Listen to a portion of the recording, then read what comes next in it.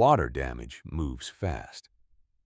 Within 24 hours, mold can start growing and floors can warp.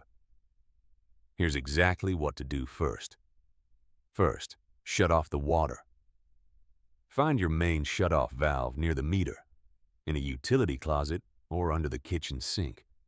Then cut power to affected rooms at the breaker panel. Water and live electricity are a deadly combination. Don't skip this. Before touching anything, walk through and record video on your phone. Every wet surface, every damaged item. Your insurance adjuster needs this evidence. Use a wet-dry shop vac to pull standing water off hard floors immediately.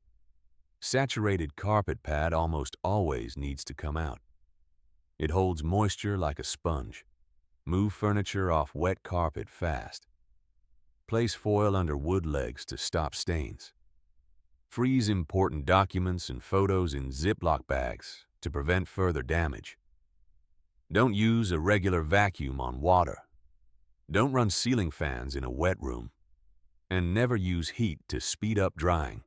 It drives moisture deeper into walls. Water travels further than you think. Check adjacent walls and floors for soft spots or bubbling paint. Hidden moisture causes the most expensive damage. Don't wait on water damage. Call MCC Restoration and Contracting Services at 682-772